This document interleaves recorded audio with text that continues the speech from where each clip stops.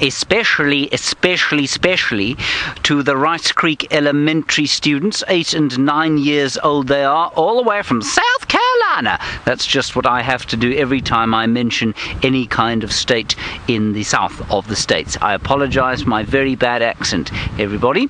Please ask us as many questions as you would like to during the course of this little drive. You've got 45 minutes with us, kids, to ask us anything you like from South Africa or Kenya. My name is James Hendry, and as I said, I'm here in South Africa.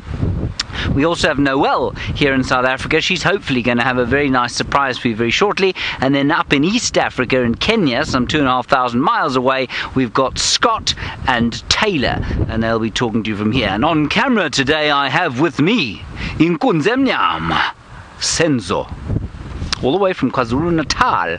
All right, let's get going. Our plan today is to head down towards the Waterholes. It's quite a warm day today, not very hot, but we'll see if anything is coming down to drink, perhaps, and then we'll go off towards a really big waterhole, hopefully before the end of your little lesson, and hopefully find some elephants. There's a lot of hopefullys going on today, so hopefully one of them will hopefully come true. Here we go.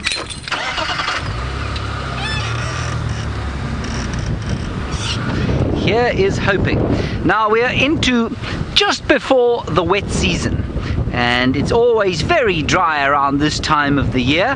The grasses are, well, sometimes not even there, and they're very brown, and it looks like there's not much to eat. But we are now, of course, as you go into your winter time, we are going into our summertime, and the wind is blowing and it's telling me that there's weather coming in, and above us we've got clouds building, and we're told that this weekend there could well be some rain, which will be excellent. We need rain. We don't have a lot of rain out in this area, and so when the rain fails, the animals do suffer, but it's looking pretty good at this stage. So although it doesn't look like it's very green at the moment, you won't believe it. Come the end of December, if we have our normal rains, all of this will look sort of golf course green, if you like. We'll hopefully find a lot of animals today, if not here, up in East Africa and Kenya. And so while we look for a lot of animals, we're going to go all the way up to East Africa with Taylor. It's going to take a few seconds before we get there, of course, and well, I hope that she has something very nice to show you. Good afternoon, everybody. I'm so excited to have you aboard my vehicle this afternoon. My name is Taylor, and on camera with me is Jahawi, and we're very excited to answer all of your questions. Remember to send them through to your teachers, and then your teachers will pass them on to us. And I think it's going to be lots and lots of fun. Now, I believe you're talking about habitats and adaptations. We've just had a lot of rain. What would be really cool is to maybe try and find some frogs, because I think that they have the greatest sort of adaptations for their different stages of life. Because remember, with frogs, and they don't just start off as a frog, they first start off as an egg, then a tadpole, and then slowly start to transition into an adult. So that could be quite exciting, don't you think? Maybe in a little bit we'll start to check some of the puddles and then we'll see if we can find them. But our main goal this afternoon is this morning on the sunrise safari we saw a leopard, a big male leopard, and he goes by the shepherd tree leopard. That's his name that they've given him in this area. Is there someone behind us, Nasuti? Oh, just checking that there's no cars driving behind us, because I'm going very slowly. So that's where we're going to head now. And it's been overcast and quite cold and cloudy most of the day, but now it's the first time that the sun has actually come out after the big rain. So it'll be interesting to see where this leopard went, and if he's hungry, maybe he's going to go on a hunt for us, or maybe he's just going to show us his favorite places in the Mara, and we'll just follow him and see where he goes. So there's lots of different things that we can see this afternoon. Maybe some lions, who knows? But for the moment, it's a little bit quiet, but it was such big rain. I actually think that a lot of the animals would have tried to find some shelter. So maybe they went into the forests, and they're going to slowly start coming out in a little bit, which will be very, very nice, of course, when they do come out. We're going to see lots of wet animals, and hopefully we could just see some elephants playing in the mud. That would be quite nice, don't you think? I think so. I quite enjoy watching the elephants play around. But as I drive here, I will check the water and see if there is anything. but it does not look like it just yet. Didn't look like much rain here, but maybe a little bit further away. If Scott goes down in the east, I think he's going to have a lot of fun slipping and sliding.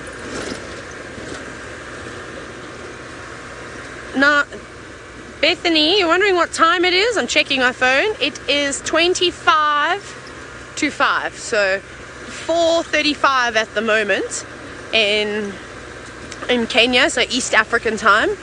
Oh, Destiny, not Bethany. I thought Bethany was an old school name. I was wondering, haven't heard one of those names for a very long time. Destiny, I love your name. That's very cool. So that's the time. We're an hour ahead of South Africa, so it will only be just after 3 o'clock. Just after 3:30, the same time basically, but an hour behind. Right, where are the animals? Everything's very, very far away. That's the only problem sometimes in Kenya, is that you've got to travel very, very far to find certain animals. Where we've got to go to try and find our leopard, it'll probably take us about 25 minutes, maybe 20 minutes if I go a little bit quicker to get there. At this rate, we'll probably only get there tomorrow morning. It is particularly far away.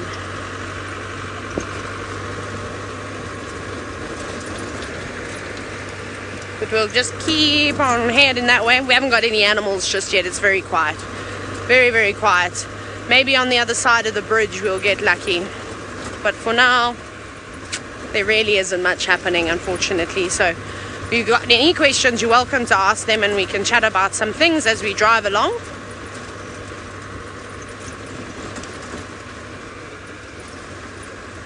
Okie dokes, well, we're going to try and head towards that leopard, and if we see anything interesting along the way, we'll definitely stop for it.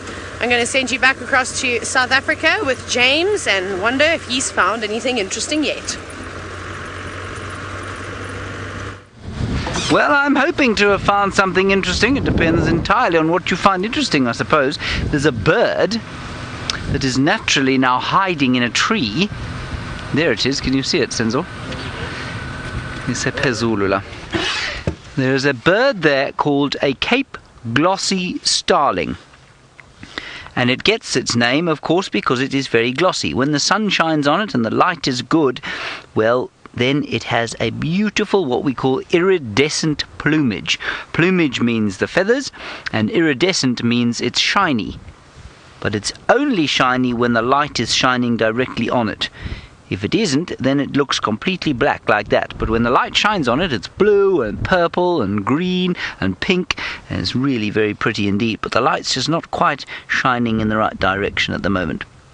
So that is the Cape glossy starling. And he's easy to identify. Obviously you can't see this now, but he's got a little yellow eye. And he goes... That's his call. You can hear the wind blowing, and that's why we're not seeing a huge number of animals just yet, because the animals, of course, don't like the wind very much. It makes it very easy for the predators to catch them all. Good. Okay, let's speed along. That was our first animal, Cape glossy starling. Although it's not a mammal, which tends to be the focus of what we do out here, it is an animal, as are all the insects, and the millipedes, and the centipedes, and the snails, and the spiders, and all those sorts of things. They're also animals, and they're just as important as any other kind of animal that we might find out here. Now, I've been away for a very long time up in Kenya, where you've just met Taylor. Hopefully she will find her leopard shortly. But I haven't been here for 5 months, so everything looks very different from when I was last here. And it's very exciting to come and explore this area again and see interesting things.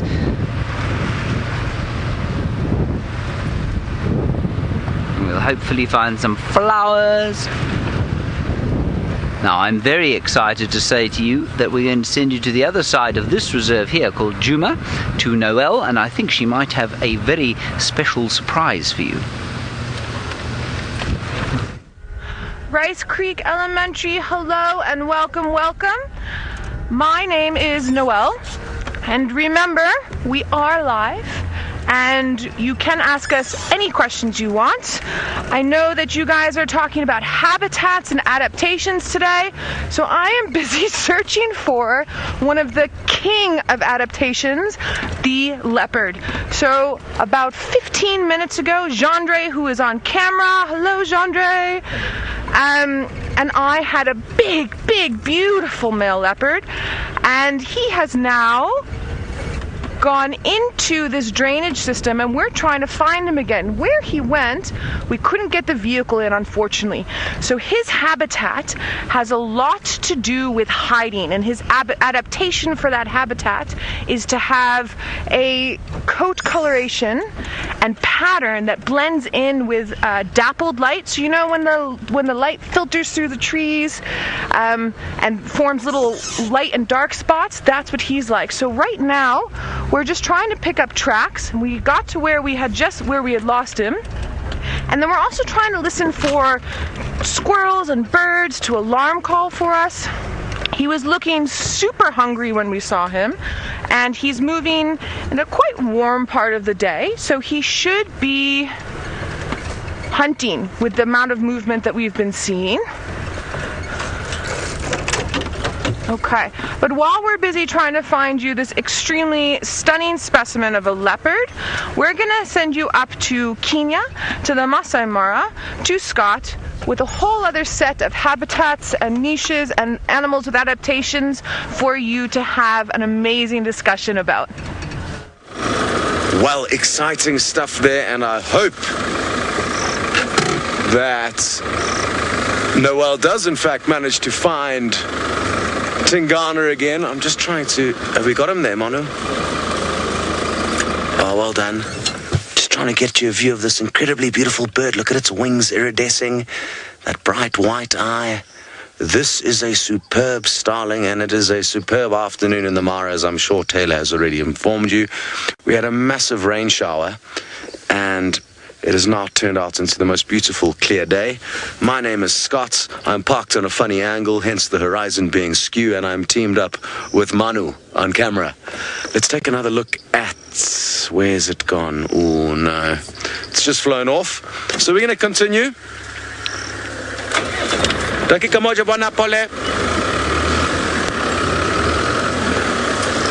there was just a vehicle trying to undertake us there. But it made more sense for me to just continue ahead of them. So, I'm told Taylor's probably going to head back and look for that leopard she saw this morning. I'm not too sure what our plans are yet. We may head back towards Scar, one of his partners in crime, and some ladies of theirs. They were finishing off a zebra kill this morning, so I'm guessing they're going to be in a similar spot. So we may head there, but we are not too sure just yet what we are going to do. Too many options, really. So those are our kind of rough plans for the afternoon. We don't have any. At the moment, we are heading up to pick up our Scari or Ranger. And we've got a beautiful scene unfolding on our left here. Massive herd of elephants. Hello, Ross Creek from the elementary. And you would like to know, how exactly did I become a safari guide? Well, interestingly, there's two stories. Essentially, I always wanted to become one. It was kind of a childhood dream. And I was lucky enough to be taken around various national parks in South Africa when I was a young child with my parents. And as soon as I saw the rangers and them driving around in their vehicles, I always thought that this was what I was going to do. And then I kind of lost track a little bit of things, and I was staying on a friend's private game farm in South Africa, and my friend's sister actually worked at a very nice camp called Londolozi in South Africa, very close to Djuma, also in the Sabi sands, and she suggested that I should come and apply for being a guide there, so that's what I did. And I never got the job there, so I went to the lodge next door and got a job there, thankfully. And that is where I started my career. Hello. So, it was always kind of a childhood dream, essentially. And then it's not difficult to become a safari guide. That is very important to know. It takes just about 6 months to get your qualifications in South Africa. That makes you legal to guide. And thereafter, obviously, the longer you spend, the more you get to know about the job, like anything.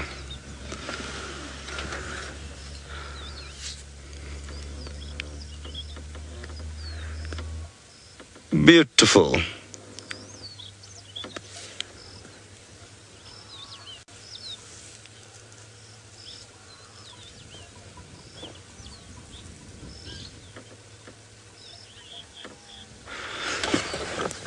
Okie dokie, what is that flying there?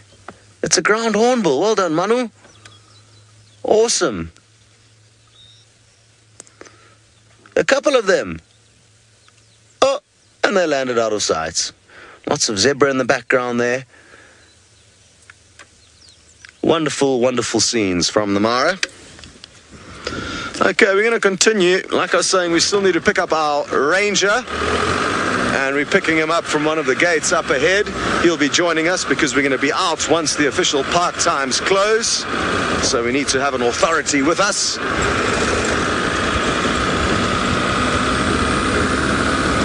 And once we pick up him, then we'll decide where to go next.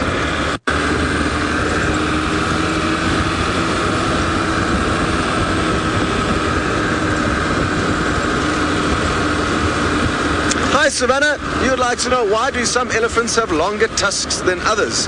And I guess it's the same as us as humans. All of us are a little bit different. Some of us are tall, some of us are short, some of us have got big muscles, some of us have got small muscles. So it all just depends on the individual. And their tusks are essentially their teeth. Some people have got gaps between their teeth, other people don't, and that's the same with elephants. So it's just genetic differences. If a female and male both with big tusks have a baby together, then there's a strong chance that their baby too will have big tusks. So quite similar to us in how genes get passed down and then various traits get passed down from generation to generation amongst various families.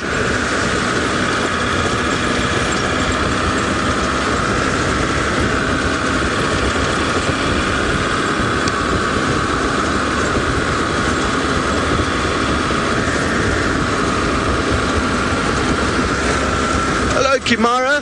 You noticed those elephants where some of them are flapping their ears, and you're wondering if it's to help them keep cool. And yes, it definitely is, but we mustn't think of it like us fanning ourselves with a book or a fan. It's more important for them that their blood that they pump through their ears gets cooled as the ears flap. So the ears have got very, very big veins and arteries that run through them, and the elephants pump liters and liters of blood through each ear every single minute, and that's what helps keep them cool. So when it's a very hot day, you'll tend to find elephants flapping their ears more. And it's definitely not for their hearing, it's just to keep their big bodies cool, and it's for a good reason. They spend a lot of time feeding. They need to eat so much food every day that often during the hotter parts of the day when the other animals can relax, they need to still keep moving to find food. Okay, well, we are approaching out the gate, so we're going to pick up our Skari quickly, and then we'll probably head off to Scar, a big male lion. It'll take us about 45 minutes to get there, so that's what I'm just thinking should be our plan. And while we pick up our Skari, we are going to send you back to Noel, who is still trying to find that leopard. Good luck. Hello. Okay, cheeky male leopard. He has not walked through this, what we call a donga, or also known as an Nkova Ashkovanin. It is a drainage system. So a good example of a drainage system where you guys are from would be like a small river, or a creek, depending on how you say it, where you're from. There were some Nyala that we passed earlier. So we're heading back towards them. A Nyala is an antelope species, very similar to a deer. And what we're gonna do, so it's interesting, when you're trying to find an animal whose whole habitat is allowing him to conceal himself, you basically have to think like that animal. I'm sorry I'm not looking straight at you guys, but I'm just trying to have a look around. And then we have to decide where we think he's actually going to go. And his general direction was heading this way, which is about northeast. And so we're probably going to come up out of this riverbank and try and meander around this way and try and get ahead of him. The problem is, even though he is not very large, he would be about the size of a mountain lion. And a mountain lion or a leopard is going to be about the size of a Rottweiler. That's the best I can think of just now. And with this wind and what he's doing and the hunting, he's going to be creeping along. We're going to be looking for the tip of his tail, which is white, which will stick up. We do have some Franklins calling in the distance there. Oh my goodness, cheeky leopard. So that we talk about this often, one of the #1 rules about leopards is you only see them when they want to be seen. And I swear that this Tingana knew that we were about to be on camera and said, ha ha ha, and went and hid. I want to say that I'm flabbergasted, but I'm not flabbergasted. They do this often. Okay, gut instinct. We got to go with our gut. We are going to head up this way. Lack of tracks, lack of bird calls, and lack of actually physically seeing this beautiful male leopard.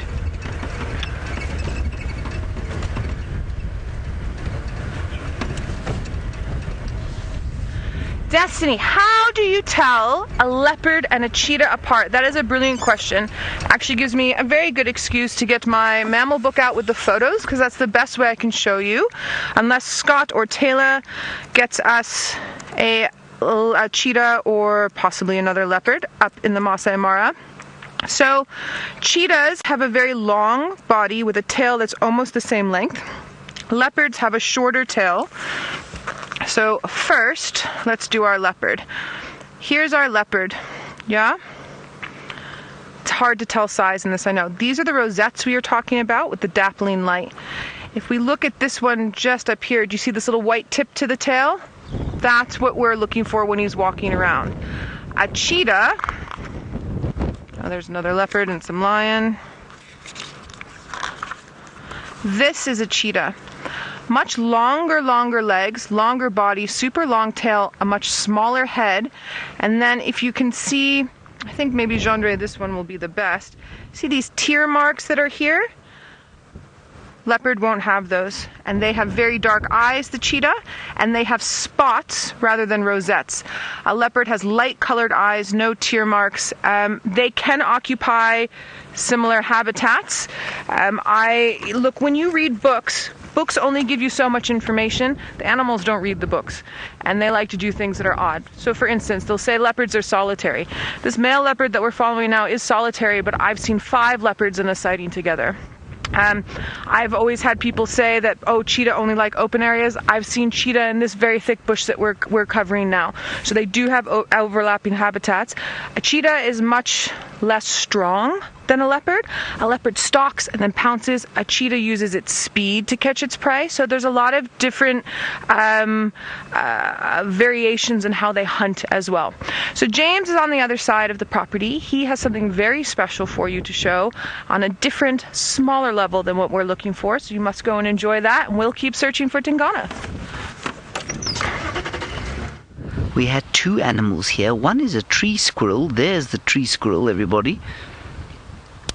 Hello, little tree squirrel. This looks like a youngster that lives inside the tree there, in that hole.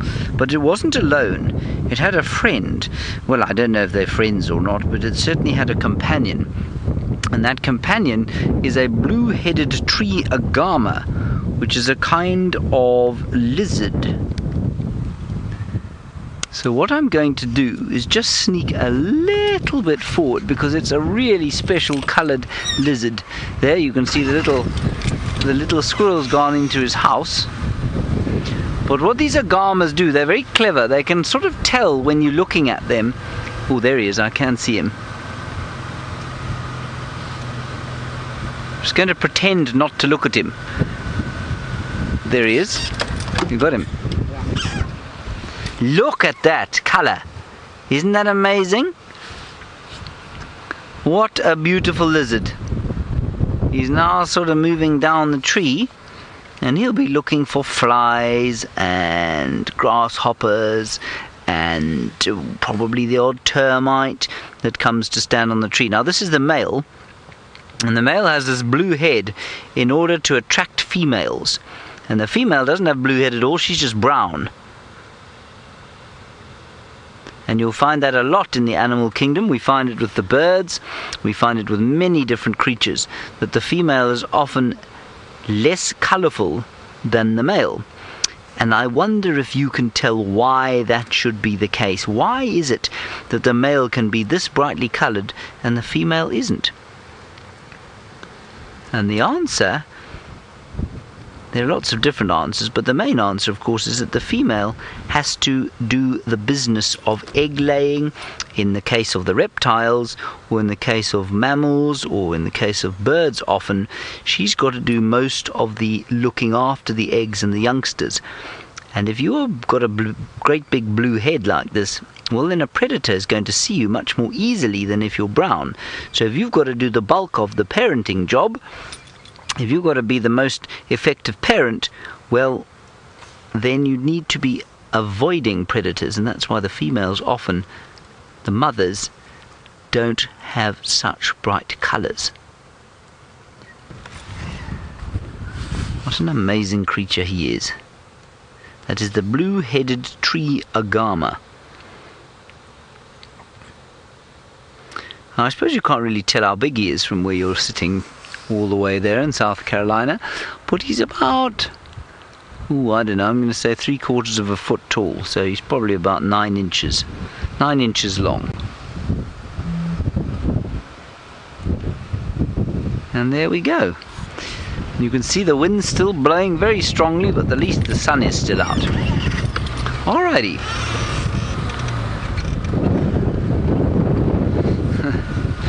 Now the kids at Rice Creek want to know why the squirrel's tail was so bushy. Well, just about all squirrels, I think, have got very bushy tails, and why that one should be bushy, I'm not really sure. Other than, of course, to stay warm. They need to have a bushy tail that helps them stay warm. But you know, there's a very special squirrel in South Africa called a ground squirrel, and the ground squirrel's got a really bushy tail, much bushier than that one even. And what they use it for is I'm going to teach you a new word, I think, called a parasol. And a parasol is like an umbrella that you use to shade yourself from the sun. And they use their tails like a parasol. So they stand and they flick the tail over their backs, and they stand in the shade no matter where they are, and that's because they live in the desert.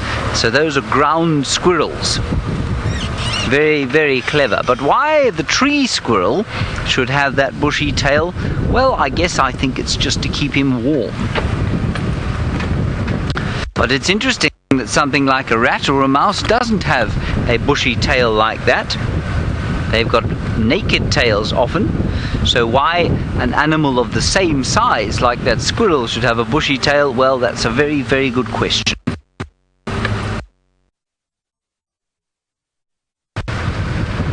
Now we're coming down towards another waterhole where I can see some Impala, which is very exciting. I hope our signal will remain.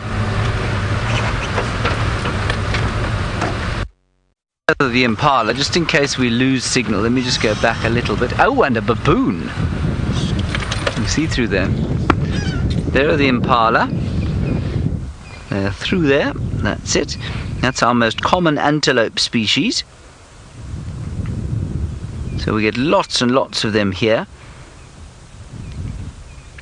Very sleek, and we're about to go into an extremely exciting time of the year when the mother impalas give birth to little lambs. And that will happen at the end of this month and into the beginning of December, which is very exciting indeed for us.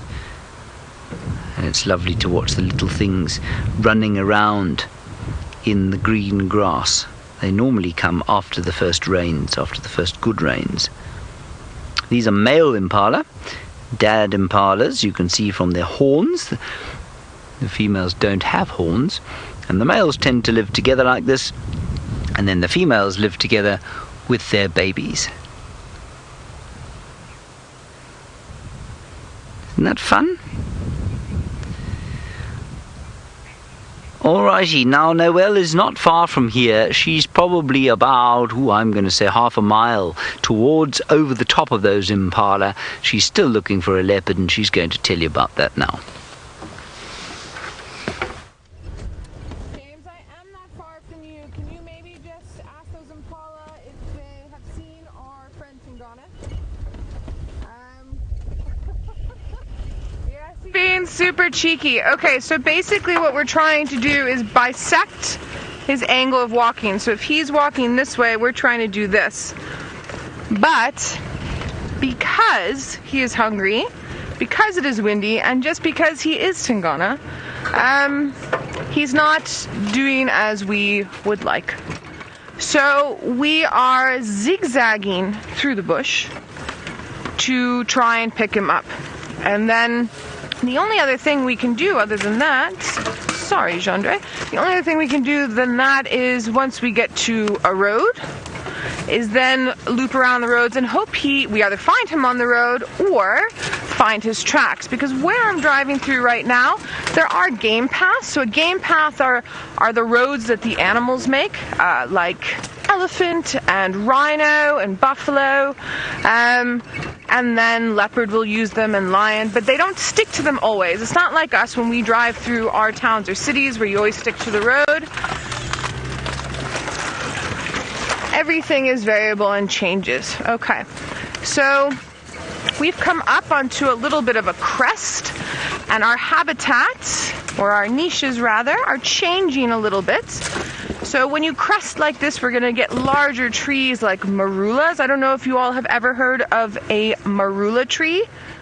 It is a wonderful tree and provides a lot of fruits, but it also provides a really nice resting spot or a hoisting spot for leopard. So another difference between leopard and cheetah is that a leopard has a tendency to cache its prey, meaning that it will stick it either after it kills it, sticks it under a bush, or will put it up into a tree. It's all dependent upon what other predators are around or how their mum functioned. If their mum liked to hoist a lot, they will hoist. If their mum liked to cache under a bush, they will cache under a bush more. So a marula tree, for example, will be this one that's straight ahead of us down the road. Gabby, you're wondering if cheetahs and leopards both only hunt at night. So Gabby, earlier we were talking about, all of your questions are so good. Gabby, earlier we were talking about how the books don't always give the full story. So any predator will hunt when it is cooler. And so today it's not very warm. Well, it's warm, but it's not super hot, I should say. Lou, I don't know if we could do the temps for me quick. So for now, this leopard is happy to hunt during the day. 38 and 22. 38 and 22. So 38 in colder climate. Ah, thanks, Lou. That's my dyslexia popping up. 82 Fahrenheit. 32 Celsius. So look, and it's windy, it's cooling down. This leopard's gonna hunt now. They don't always hunt at night. Cheetahs don't always hunt at night or hunt during the day. There's 5 brothers that Scott sees a lot up in the Mara, and they hunt a lot at night. A lot of times people say that cheetahs will only hunt during the day. Cheetahs have adapted to hunt during the day.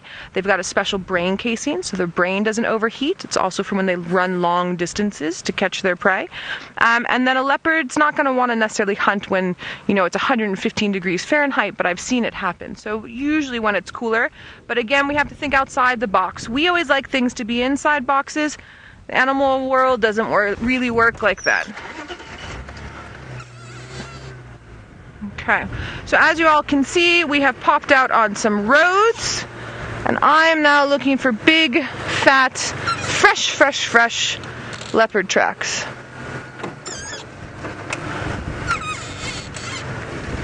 Hoping he has crossed or decided to use a road.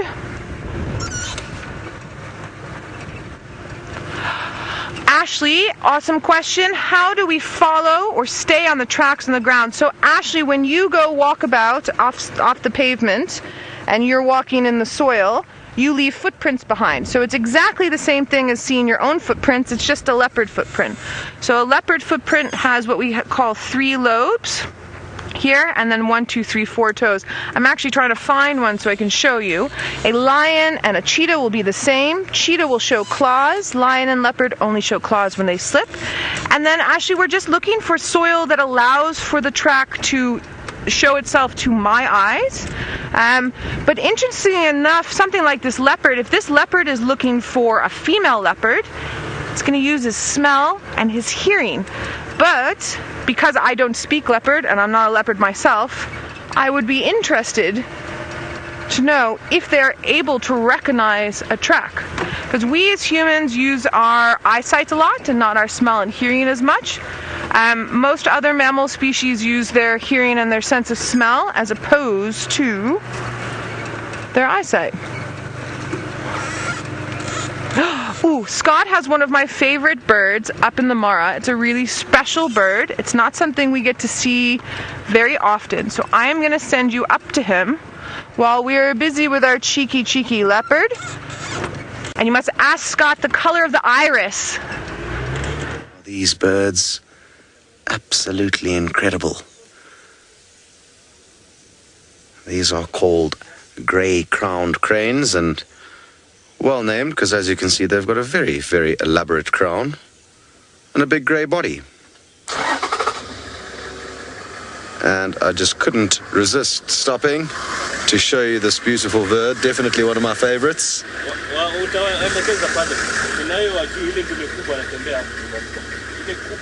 And we've just got some good news from a passing vehicle of a exciting animal that's not too far away from us. So as beautiful as these birds are, I would like to rush off. I can actually see the vehicles. They're a few minutes away, and I wonder what it is. Well, I know, but I guess you guys are wondering, and we're going to rush over there as quickly as we can. Djuma sana, mzuri. Hello.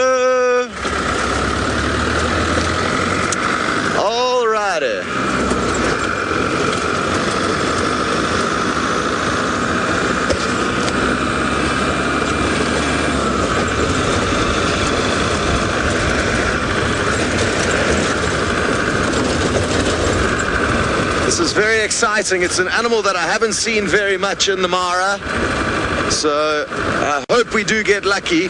The reason why I haven't told you is that sometimes you get unlucky and the animals disappear before you actually get to where they are.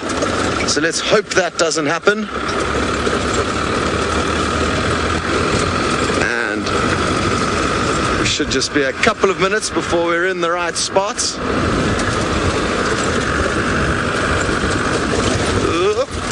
Big bumps.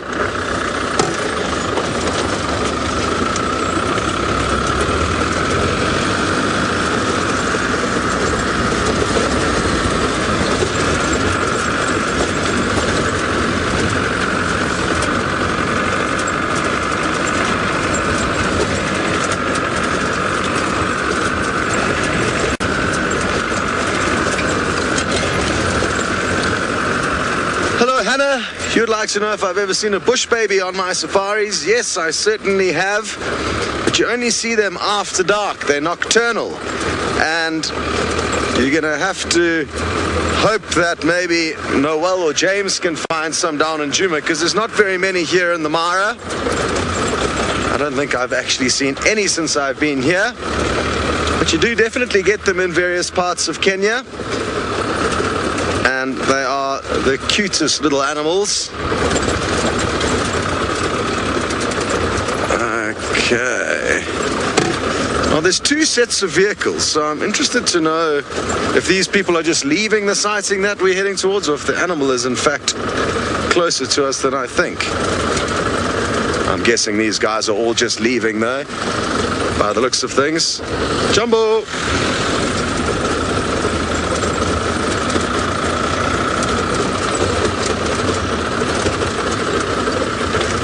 Hello again.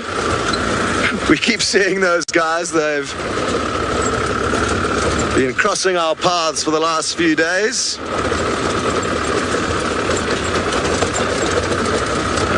Okay, now these people over here are stopped just looking at these elephants, but we are not going to do that. We are going to continue on past.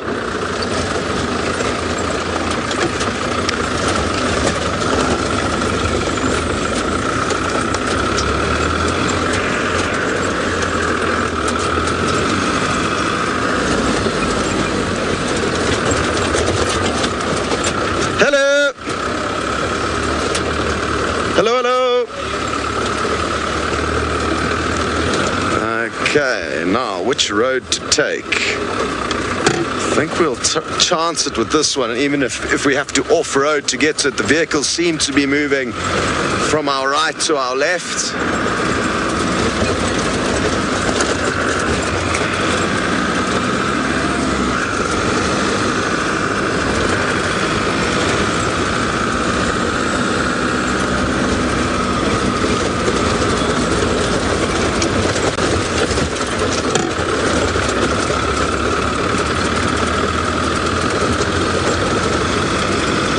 Such a beautiful afternoon, so we have hopefully got a good chance of getting some incredible views of this very, very beautiful animal.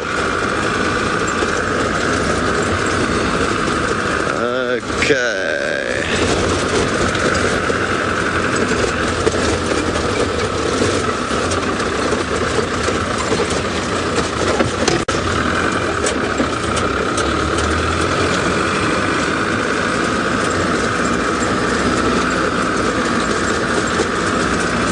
Okay, very good. We're going to send you off to James while we get into position. Hopefully we'll be calling you back in a few minutes.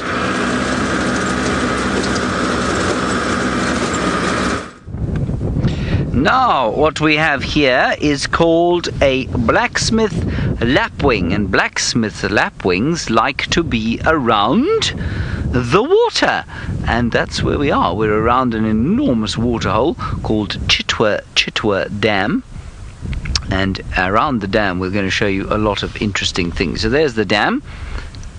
There are a couple of hippopotamus in there. There are some crocodiles. But before we show them to you, let's get a little bit higher up, and we might get a better view. Here we go. We'll just nip down here and up the other side.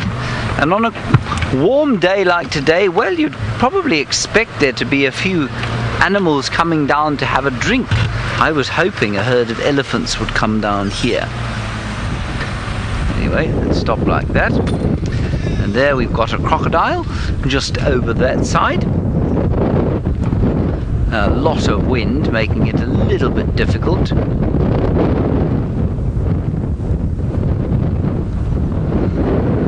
Mia, you're wondering about the hippopotamus. There's the crocodile, a big meat-eating predator. And you're wondering, Mia, if hippos eat plants or meat.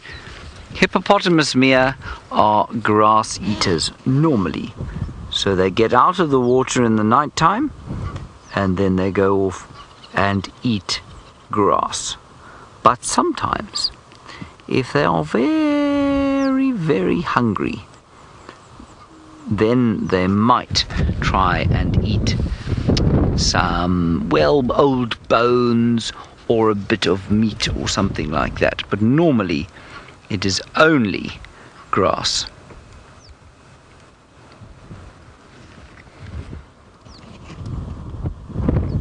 Oh, now what else have we got across there? That's interesting. You see it way across there? There we go. We've got a white bird, but what is it eating? And what kind of bird is it?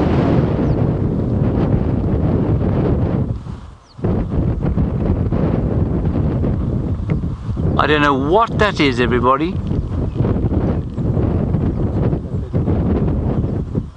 There's something dead there, but what kind of bird is it? It does. Looks like a seagull. That's very interesting. Let's go closer. And apparently, a friend of mine who's sitting watching this show says that it could easily be a grey-headed gull, which is a gull that we find inland in South Africa, so it's not always by the sea, and he says he's seen them here before. This will be a very first sighting for me. That will be very special indeed. Let's move a little bit further around here and have another look. I wonder what it's eating. It looks like something that has unfortunately dropped dead on the side.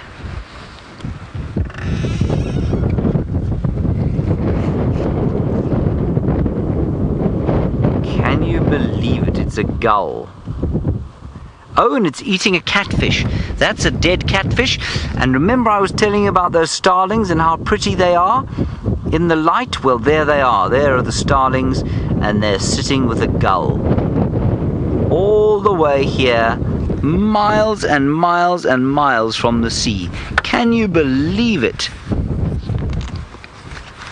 I'm really excited by that, I must say. I'll show you a picture of it once we've had a look at it eating that dead catfish. Doesn't look a very delicious catfish to eat, does it? No. Yuck. A catfish, of course, isn't tasty at the best of times, but now it's been rotting in the sun for a little while, so it's really not tasty in the slightest. You find all the gulls in my book.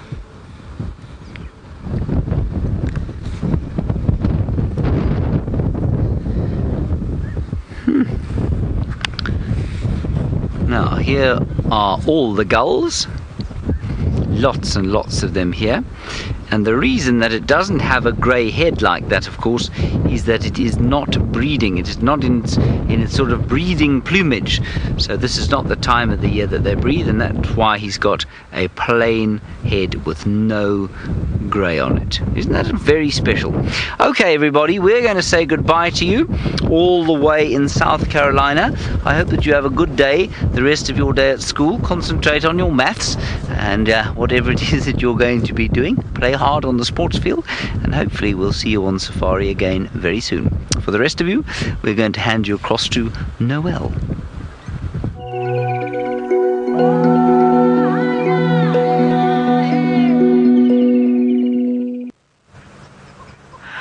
Hello everyone, we're still on our search for Tingana. We've now swapped around. Remember, this is Safari Live, hashtag Safari Live. Follow us on Twitter or YouTube chat. Again, I am Noelle, and we've got the lovely Gendre on camera. Hello Gendre, darling. Tingana has been a pain in the you-know-what.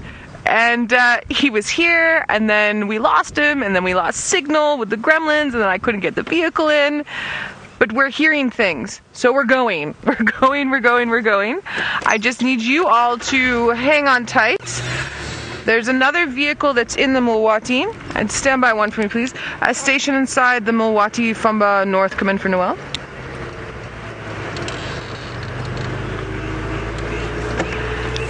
I was looking for you. Sorry, I unfortunately don't know your call sign. Where you're driving now, if you keep heading up, I've got alarm calls, but I'm just on Twin Dams Road. About 50 to 80 meters in front of where you are is where I last had him.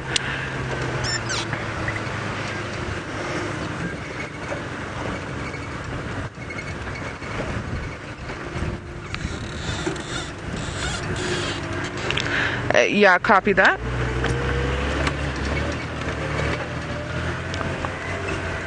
Alright, sorry everybody, and sorry if there was signal dip. So, here, on our right hand side,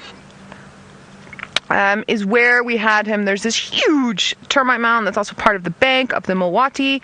We're lucky now because the game drive vehicles are out, so they can help, because being one person trying to not be able to get in is a little bit difficult. Now, what I'm actually thinking of doing is seeing if we can angle ourselves back in there. So Scott has a super special surprise while we're busy looking for our super special surprise. So we're going to head back up to the Masai Mara in East Africa and let Scott entertain you for a bit while we let Tingana come out and say hello.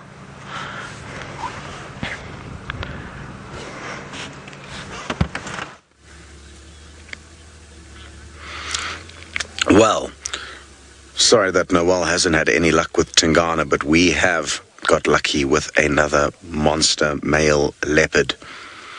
He's snoozing at the moment, but I'm told before we got you he was on the move, so maybe he's just taking a little break. Who knows how long it will be.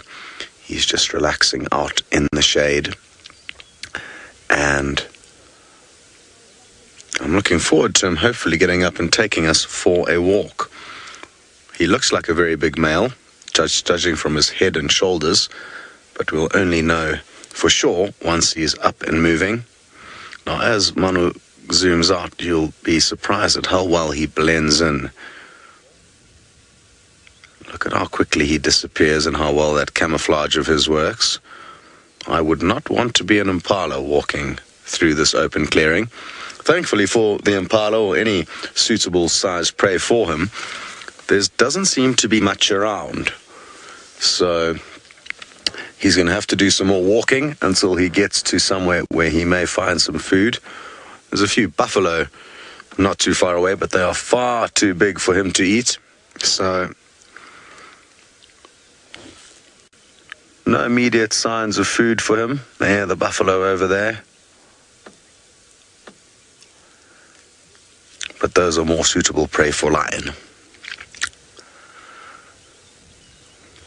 So I think we're going to have to put on our patient pants and wait for him to decide to make his next move.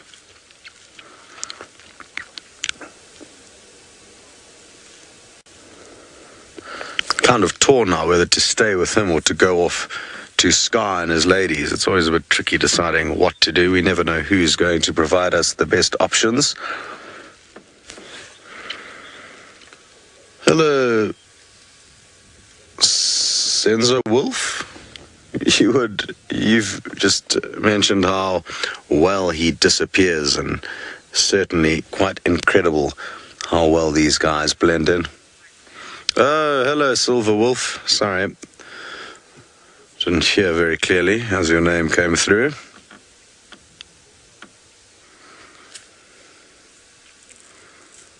Wonderful. Well, this was a very pleasant surprise that I was not expecting to be updated on. I wonder if it's the same leopard that Taylor saw this morning. There's a chance that it is. It would have moved quite a long way from where she saw it to where it is now, judging from where she told me she saw it. So that could well be the case. And it's a good example of how, even though predators can and most often do move at night, a lot of them will move during the day. And leopards certainly are a good example of that. I think more so than lion, leopards will move during the day. And it does seem like that is the case, that this is the same leopard that Taylor was with this morning. Sorry, Taylor, for poaching your sighting. But it was right in front of us, so it would have been unwise not to make the most of it.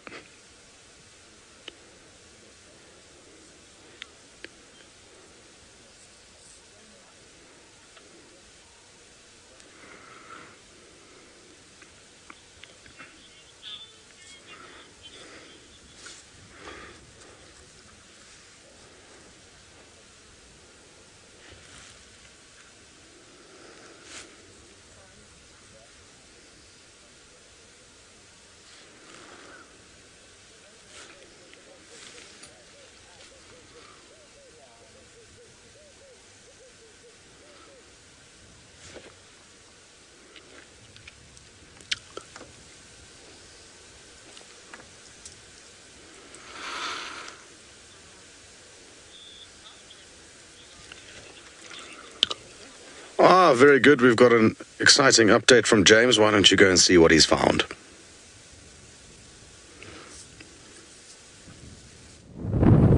Now, we have got a very exciting little sighting over here, and I suspect what we're going to see is a small proportion of what's over here. Remember, everybody, hashtag Safari Live, use the YouTube chat stream, ask us questions, send us comments. It's marvellous to have you with us here in the Sabi Sand and in Kenya. My name is James Hendry, and of course we have got Senzo on the camera. That's what he's doing. Now, there you can see a crocodile sitting on the tree, tiny little thing, probably just over a foot long, And if you look further to the right-hand side there, yes, there's one there on the bank. There was another one there. How tiny he is. And in fact, can you try and get a picture of him and the geese in one sighting there? In one frame. There we go. There we've got one baby goose and one adult goose. So you can see how tiny the crocodile is in comparison. So look, it's been so long since I read about the ages of crocodiles. I would put these chaps at, I'm going to say about 2 months old, these crocodiles.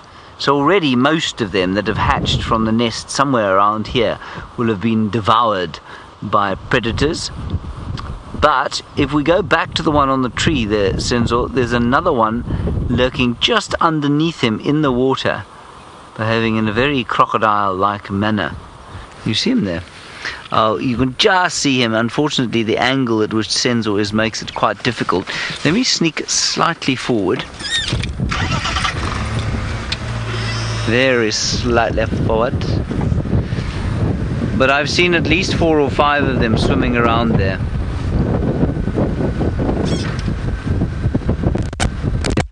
We can't get a better view there.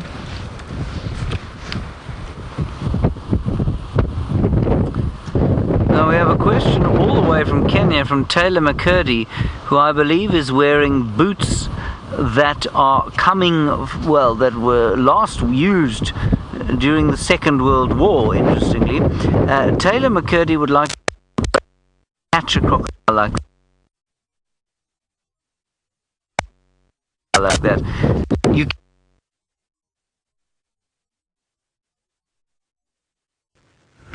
Hello! Okay, Tingana. Still being a cheeky leopard. Sorry about that crash cut. As you know, gremlins are part of the live broadcast business. So is a cheeky leopard that you have on screen until right before you want to show them to everybody. I'm just doing a little bit of maneuvering, as it were, back down into the Milwaukee. We've basically pulled a giant loop around ourselves because it's just all we can do trying to look for him. And again, leopards only really want to be seen when they want to be seen, and for some reason Tingana was so happy to show himself for a little bit, and now he's just found a little place where we can't find him. It's gonna be a little bit bumpy just now, if you can all just hang on.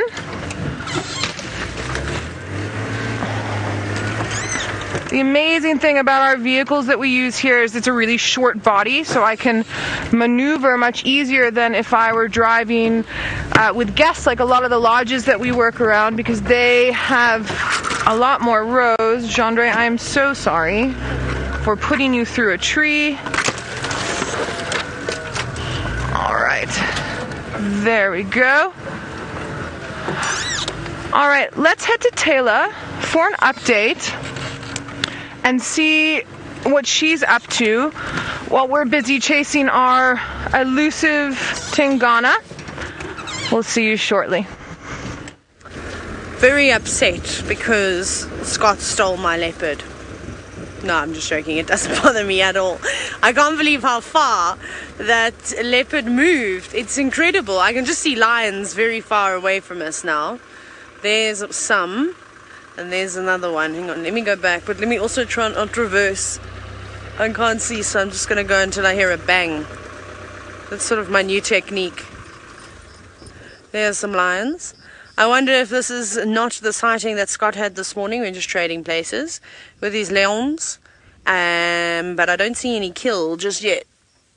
And I don't know how many lions are laying there either. It's quite difficult to tell because they are exceptionally far away. And we're in a non-off-roading area, unfortunately, which is no good for us. So I'm not sure who we've got in the distance, but there is another one. There's a male lion that I can see, a big, beautiful male. He's laying just down here to the right, in front of the car. Also, a significant distance away from the vehicle. I'm just trying to figure out where Scott had them. I also wonder if this isn't the lions that Shadrach was talking about. Because he's flat like a pancake. That is not a rock, that is a lion. So Shadrach, who is our mechanic, he said I think he was going to get spare parts, I'm not sure where, but on his way back he said he saw some lions and they looked like they were hunting topi. We've got lions, we've got topi, but it could also just be a coincidence because, I mean, we often see lions and topi in the same sighting, but that lion is fast asleep. It also doesn't look like he's got a particularly big belly. Let me go further down. Let's try and figure out what's going on here. What's that? I don't like that James is being ugly to me today. It's fine, because I can also tease back Uncle James. We will properly tease then. I got my new shoes. They're so fantastic. I've been wanting a pair of boots like this for I cannot tell you how long, since I was a young girl. And they're beautiful and they're brown and they're going to not let my ankles get dirty. Because, you know, dirty ankles. Oh, there's another line. There's two big males. Oh yeah, I think this is the sighting that Scott was at. I think I can even see a carcass. Louise, I'll show you the boots a little bit later. So I'll have to have my whole safari outfit on. So when it's dark, and then I'll dance on the hood of the car. I probably won't dance, but I'll just show you my new boots. But they're now also nice and muddy and dirty, which is quite cool, because Tristan moaned at me I wouldn't show him the boots while he was standing in FC. So I sent him a video of me testing out my new shoes. And I was splashing through the mud, so now they're filthy. But they worked though. So James, I don't care if you think that they were last worn in World War II. That's, well, it's just one of those things. My failies don't work very well in the wet weather, and I've realized that there's more wet weather than dry days here in the Mara, so I needed to change my outfit just slightly. Oh, lions. Yeah, you're very exciting this afternoon. I think we might do a couple of loops. I don't know if these lions are really going to wake up just yet. You can see they're completely horizontal. It's quite warm. They're in, well, one's in the shade, one's not. But we can always come back here a little bit later. Our problem is, though, is that they are exceptionally far off of the road, which is going to make it virtually impossible. If they do move into the shade or anywhere else, we're not going to see them anymore. Okay, let's have a little scan around here. Maybe we find something else that's laying about that might be slightly closer to the road. Okay, we're going to send you back across to James and give it a second bash, and hopefully he'll show you the crocodiles, or maybe he's going to get out and try and catch one. No, I will not get out and catch one, and I'm sorry we lost picture a little bit earlier on. I think it has something to do with the wind or something like that. Anyway, the crocodile is still there on the tree. The one that was on the bank is still there sitting. And no, I will not catch one, but like I was saying, it is actually possible to catch them relatively easily as long as you can clamp your hand around their mouths quite quickly. Because if you don't get around their mouths quickly, they will bite you, and it will not be a pleasant experience being bitten by them, because although they are not very big, they have got very sharp little teeth. I also, of course, don't want to get my boots wet. I don't have fancy boots like Taylor, and so unfortunately my feet would get wet. I've no doubt that Taylor, with her brand new army boots, would be able to walk through this water completely unencumbered by the water. Now finally we've got some animals the other side of the dam coming down to drink. They are, of course, Impala. I was hoping for some elephants, haven't seen any.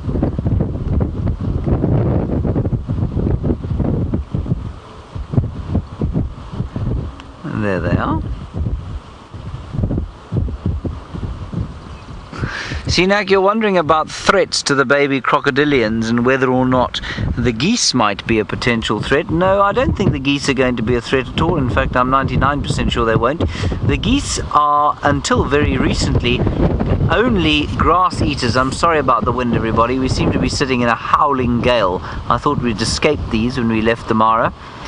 Anyway, the geese, I say until very recently because there is no record other than the one that we've had, and I'm sure other people have had but not written it down, of geese eating fish. They will sometimes eat fish, we've seen them doing that, but largely they are vegetarians and they eat forbs and grass.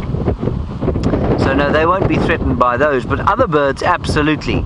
At this size, I think they're probably just getting slightly too big for something like a heron, but I think the fish eagles would definitely try and take them. Any of the smaller eagles will probably almost certainly try and take these chaps here, and so they will be vulnerable, to birds largely. And even other very hungry crocodiles could try and grab them. A leopard would happily snack on one of those things. I think a hyena would definitely, as would a lion if they could catch them. So lots of threats if you happen to be a little baby tiny crocodile. And Rita, you're wondering the other side, what do baby crocs that size eat? Rita, largely nuts. They're big nut fans. No, I'm talking rubbish, they don't eat nuts. At this size, I suppose they're probably almost big enough to take small fish, but it'll be insects, water insects mainly, probably the odd frog if they can catch it, maybe a little fish. If there's a little tilapia or something swimming around here, they might try and grab that, but they're not onto mammals just yet. They might also scavenge a bit. Since that one is back underneath the branch there, he's just sticking his head out of the water.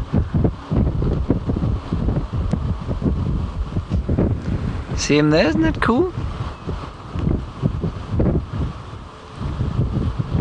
He looks like he's being buffeted by the waves there.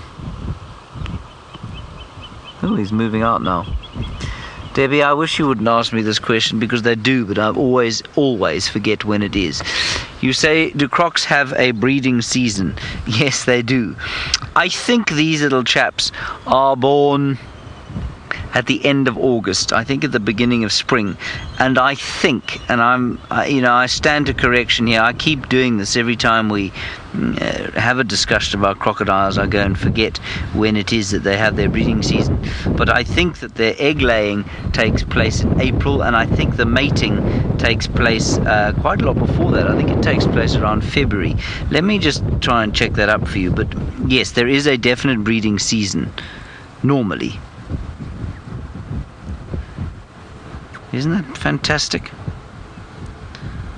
I think it's just magnificent looking at them like that. I so seldom have spent any time at all around little crocodiles like this. And just obviously very tolerant of the buffeting waters there. Doesn't get seasick, luckily. Lucky thing. I tend to get a bit seasick. Let me just see.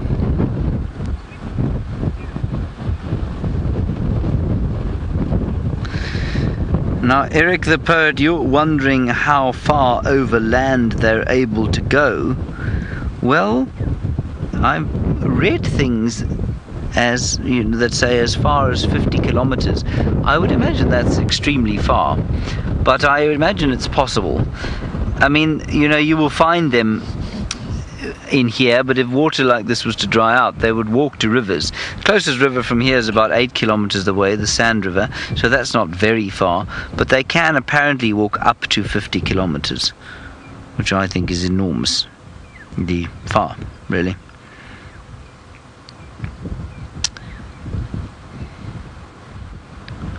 I'm just looking quickly now. Unfortunately, my information's not giving me timings. It does interestingly say that females will give birth, at least will only mate once every 2 to 3 years. Yes, so they nest in July and August. Well, that's very interesting. So these chaps, I wonder how old these chaps are then. It says here, December through February is nesting season in the southern limits of Tanzania, and on southern limits is August between, sorry, let me just read this, northern parts December through February, and then in the southern limits August through December they will have their nesting period. So when these things were born, I mean, that doesn't make sense to me. Anyway, the dates correspond to about a month or two into the dry season, it says here. Interesting stuff. Okay, I think let's carry on from this spot. While we do that, we're going to head across to Scott in the Masai Mara. He apparently has a cat that has got spots and is yellow and has big teeth, and you are going to go and see it round about now. Well, things are looking up here. He's been grooming himself for the last few minutes, and it's a telltale sign that he is getting ready to get up and move again. Hopefully he'll show us one or two more big yawns. That's also a good sign that they'll start moving. And then he'll take us on a walk. So I'm feeling very confident that in the next few minutes we will get to see him in all his glory. Told you've been chatting with crocodiles with James. Very interesting beasts, and it is fascinating how far they will travel between water, depending on the seasons.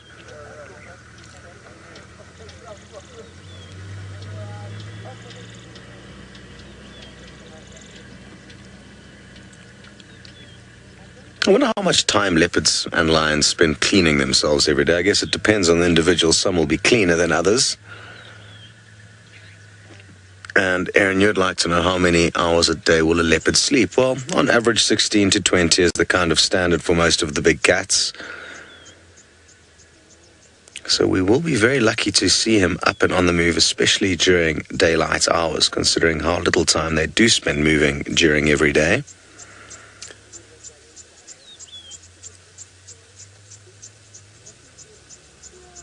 And I guess that's just one of the things about being on safari. A lot of time you find the cats. Oh no, don't do that. You're not supposed to go back to sleep now, buddy. You're supposed to get up and take us on a walk. But so often the animals prove our predictions wrong, and they do just make you sit and wait and be patient until they do something. There's no way around it, really.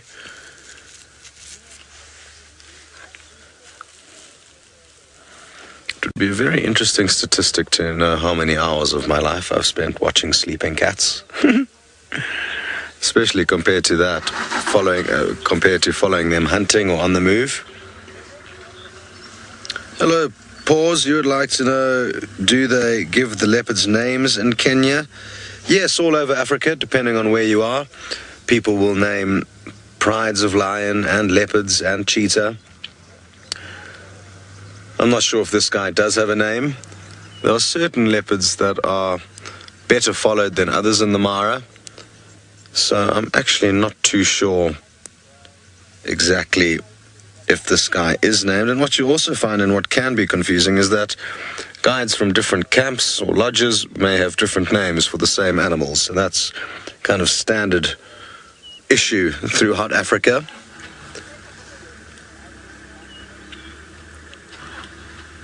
But if he does get up and moving, we'll be able to get some good views of him, and if any of you would like, you can try and identify him. We've got some leopard ID experts that are often joining us on these safaris. So last time James Richard helped us work out a female leopard. I've already forgotten her name, across the other side of the river. So who knows, maybe this guy does have a name, maybe he doesn't.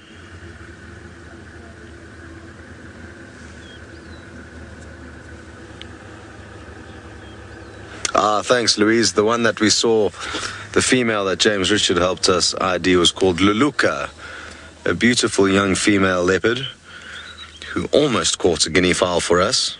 It was very exciting. Sadly, we missed the pounce because it happened behind a bush. It would have been incredible to see what actually unfolded as she tried to snatch one. How high she may have gone flying through the air and how close she may have got to one. Oh, I really thought he was going to get up. Just twitched his ear there at the right time. It's like, I'm listening to you. Hi, Bella Rose. You'd like to know how old is this leopard? Well, I don't know for certain, but I would guess around 7 years old, maybe 8 years old. He's definitely a big male, and he looks like he's fairly well aged. He doesn't look ancient. He's probably, I guess it's fair to say, in his prime. So yeah, I would guess around 7 or 8 years old, just judging from the brief views we've had of him.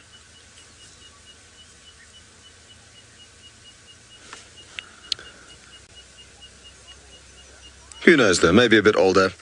It can be tricky to identify animals as it can be, to age animals, as it can even be difficult to ID and age, well not ID, but age our own species.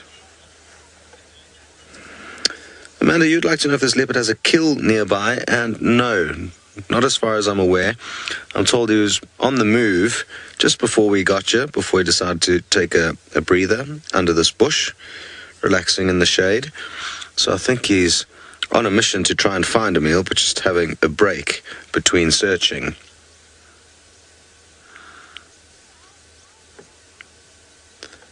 If he did have a kill, I'm guessing he would be clever enough to take it towards a tree and already have it hoisted up there. With the amount of lions and hyena in this area, I think the leopards must learn very quickly that hoisting their kills up into trees is a necessity. Otherwise, hyena and lion can very easily steal them. Well, we've got some good news. It seems like Noelle may have succeeded in finding who she was searching for.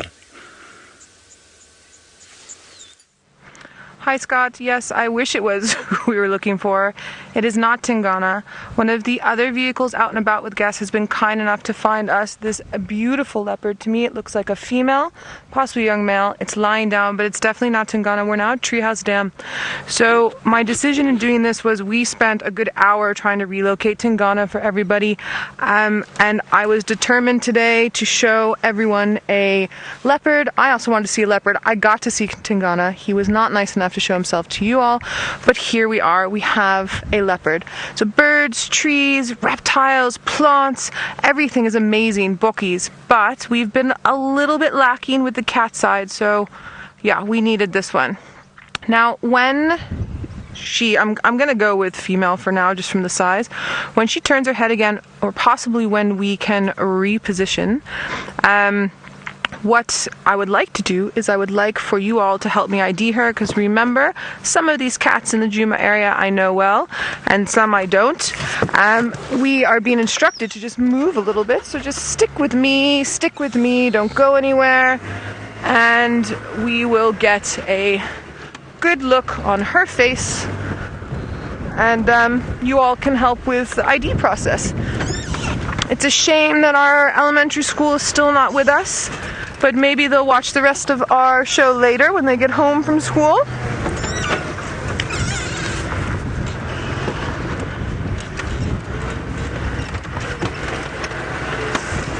Don't forget, we are interactive, so if you all want to send me questions, hashtag Safari Live on the Twitter or the YouTube chat, you can send me questions through there.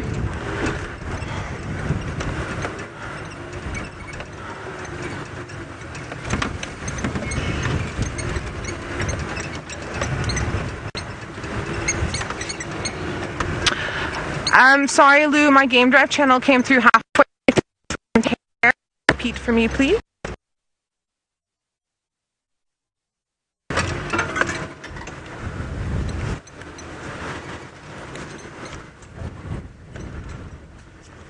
Okay, perfect. Yes, sorry, Lou. Can you just repeat your question for take care for me, please?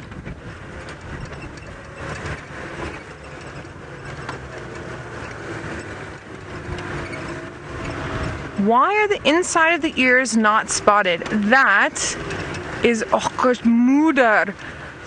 Shame. I'm so excited right now. You know what? I would actually hazard a guess that this might be Shadow's Montuan. This is a tiny little leopard, but just stand by for me. Why are the inner ears not spotted as well?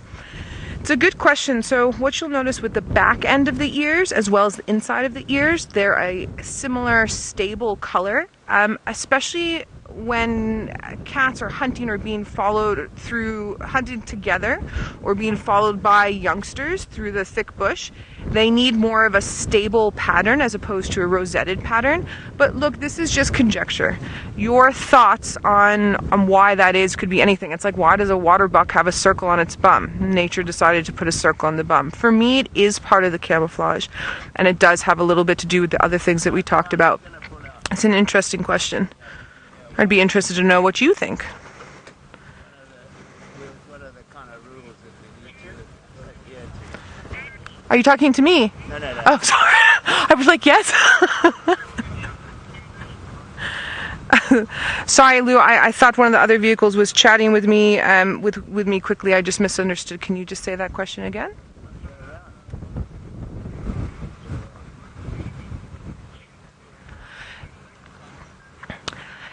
So James, Liz, and Ali, yeah, I'm going to agree with you on that one. It's really hard for me to show you size comparisons with the TV, but for me, this looks like a small youngster.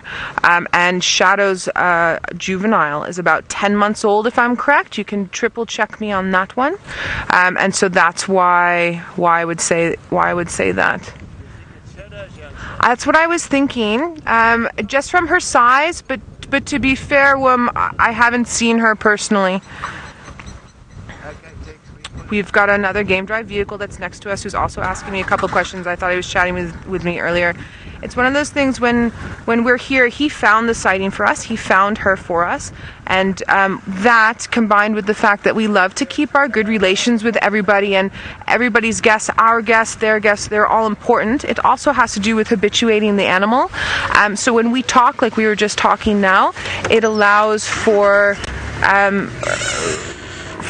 the animal to also get a good idea of different timbres of voices and sounds of voices. So I'm just instructing another vehicle to come around the other side of the dam the way that we did. Yes, this is a gorgeous little leopard. I am really excited. It is a leopard. I'm not just excited for showing it to you all, but remember, because some of these leopards are new for me, leopards are extremely interesting. I know Tristan really loves a leopard. I think most guides love a leopard. And so this is just super special. I just want to move forward a little bit more. I want to make sure that everybody has space. Remember, we, in open areas here where we are, we allow 3 vehicles, and I just want to make sure that all of the guests have as much of a view as we all have. We're very lucky. Again, like I talked about earlier, our vehicle is really short. We can fit into a small area, and then also it's just myself and Jean-Dre on the vehicle, so we can compress our area. It's just the camera that needs to be able to see for you all, so we make sure that we give lots of space for everybody. Yeah, I'm definitely going to go with Shadow's cub. I don't know if you all noticed as well how pink her nose was when she turned around. I have seen female leopards this size, but again, that is in areas where they tend to be smaller in size. This is not a full-grown leopard by any means, but something that's very interesting that I want to point out here is that I have been previously told that Shadow's youngster is quite a nervous youngster when she's on her own, and this youngster has had 1 vehicle find her, 2 other vehicles approach the sighting, allowed us to move within the sighting, a 4th vehicle, the first vehicle left, the 4th vehicle has now come in, and she hasn't moved much. She's listening, she's watching, but she's not perturbed in any way. It's a very interesting scenario. So obviously the older she gets, the happier she is within her environment. And also, if her mom, whose shadow I have not seen yet, if her mom is relaxed with us, she will also be relaxed with us. It's very, very few and far between that you get juvenile leopards of this age with relaxed parents who are not relaxed.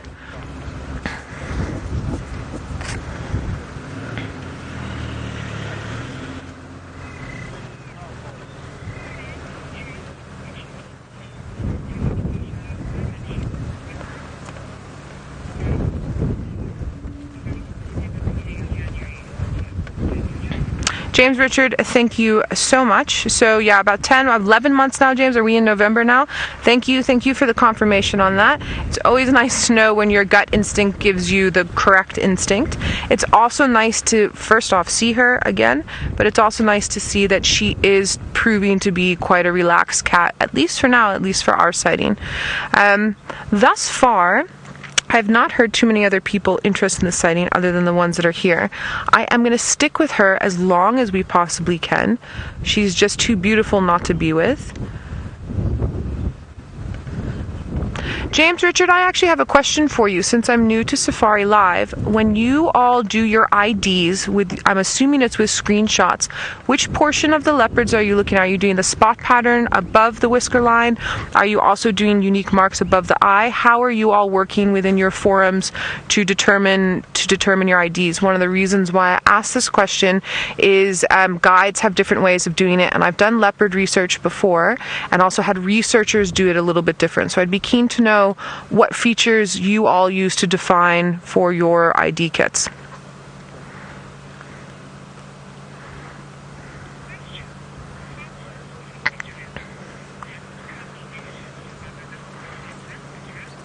Francis from Israel, you're wondering if this cub has left her mother yet. Francis from Israel, usually what happens with a female cub usually leaves its mum between 14 and 18 months, depending. It's usually closer to 18 months. And then the male cubs usually leave their mum around 2 years. I've seen sets of cubs, male, female, leave at 2. I've seen them both leave together a little bit earlier. Usually the mum hangs on to her male cubs just a little bit longer, because he's the one that's going to go farther and push her genetics a little bit farther. So this female being 10, let's say 11 months now, has not left mum, but mum is not always going to be with her. She doesn't need mum as much as she needed mum when she was 1 month, 2 months, 3 months.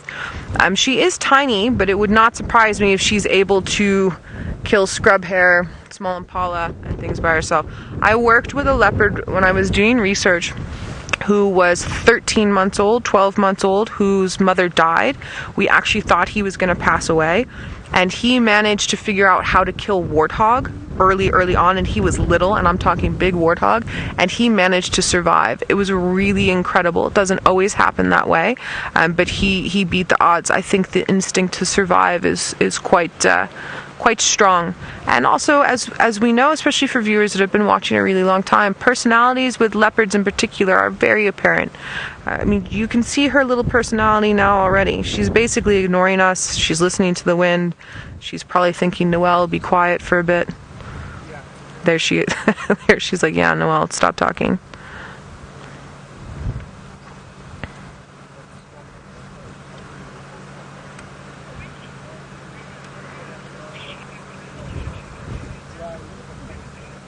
Hello, Rose. You're wondering if she's old enough to hunt her own food now. It depends on what her personal skills are. In general, Ella Rose, the answer is going to be no, but it's not a hard no. She will be able to catch baby mice. She'll try with insects. Sorry, guys. She's going to go down to the dam. But look, Ella Rose, if she's capable individually, she will be able to do things that we can't necessarily say. We are guesstimating here because we can't spend as much time with her, and I've seen leopards do amazing things from many different ages.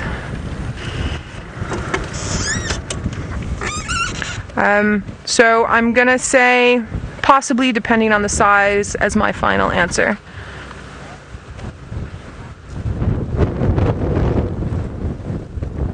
There's the back of her ears like we were talking about.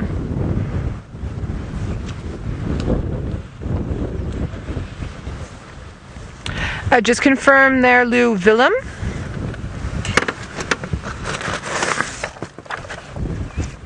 Oh, Philip. Sorry, Lou.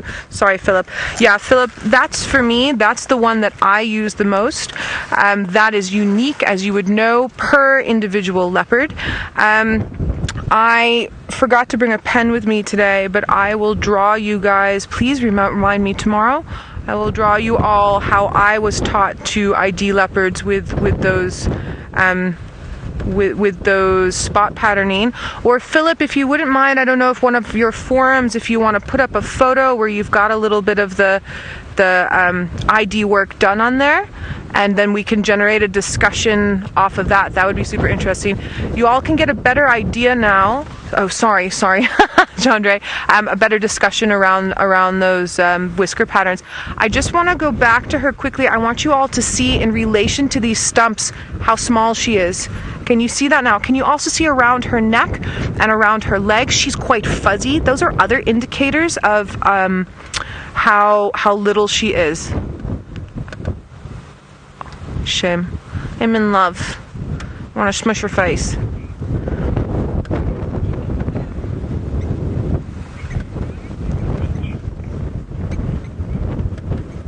Liz, you're saying you use the ones above their eyes and on their cheeks.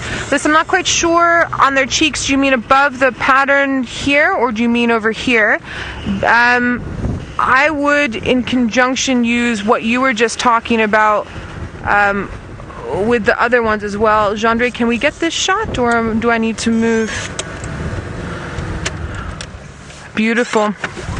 But again, remember, it's all individual preference. The reason why I choose what Philip chooses is, one, that's how I was taught by the researcher, but then two, it's because those are unchanging, and I've seen with the ones above the eyes, especially if something happens, they can be rubbed off, not rubbed off, that's the wrong word.